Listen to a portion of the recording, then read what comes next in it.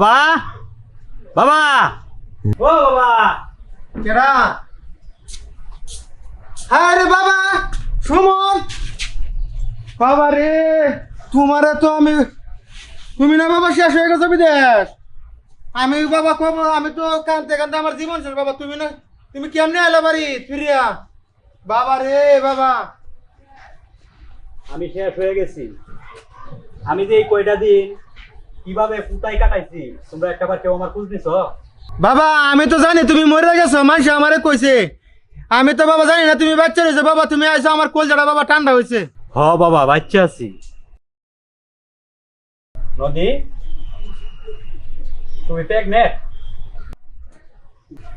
ভাই আমি তো শুনছি তুমি মারা গেছো, মানে তুমি বাচ্চা রইছো। আমি দেখলাম তোমার এই মাত্র, আমি তো জানি তুমি মারা গেছো। বাবা, এই 5টা বছর যে আমি বাইরে ছিলাম, কি অবস্থায় আছি, কোথায় আছি, একটাবার খবর কি নেওয়ার চেষ্টা করেছিলে তোমরা? যে দালালের মাধ্যমে আমি বাইরে গেছিলাম, সে আমাকে জালি ভিসা দিছে। আর সেখানে আমি কি অবস্থায় ছিলাম, কোনো খোঁজ খবর কি তোমরা নিছিলে? আর এখন এই অবস্থা কেন? এটা কি? বাবা তুমি যে বিদেশ গেছিলা, তুমি যে মরে গেছো, এটা তো আমরা খবর পাইছি না। কিন্তু খবর পাইয়া পরে মনে হচ্ছে মরে গেছো। মরে যাওয়ার পরে অন পাড়ার লোকে নানা তা কয় যে এলাকার মানুষের চাপ দিতেছে, এই এই মেয়েটা যে গড় আনছিলাম তোমার বিয়ে করাইয়া, এই মেয়েটারে একটা বিহিত করতাম। এলাকার লোকে চাপ দিতেছে, বড় যখন তোমার ভাই ছোট ভাই মাসুদ হ্যাঁ যখন গড় আছে, ওরা তার কাছে আমি নদীরে বিয়া দিয়ে দিছি বাবা।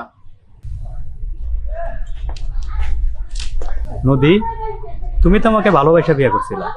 আমি তো তোমার অনেক বিশ্বাস করতাম। এই কাজটা তুমি কেমনে করলা? তোমার কাছ থেকে এটা আমি কখনোই আশা করছিলাম না।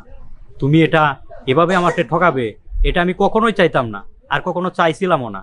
কিন্তু তুমি এটা করতে পারলে আমার অনেক অনেক কষ্ট লাগলো। তুমি আমার ভুল বুঝছো না। আমি যা করছি পরিস্থিতির শিকার হয়ে গেছি, তাছাড়া আর কিচ্ছু না।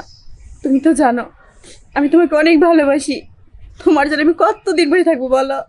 5টা বছর তোমার কোনো খোঁজ ছিল না। আমি একা একা 3 বছর কাটাইছি, কিন্তু এলাকার মানুষ আমার আর ভালো থাকতে দেয় নাই। এর জন্য বাবা আমাকে এই কাজটা করতে বাধ্য করেছে। তুমি আমাকে ভুল বোঝো না। ঠিক আছে, আমি যখন 5 বছর বিদেশ জেলে থাকতে পারছি, তো একটা কর্ম অবশ্যই করে নিতে পারবো। থাকো, তোমরা এই বাড়িতেই থাকো।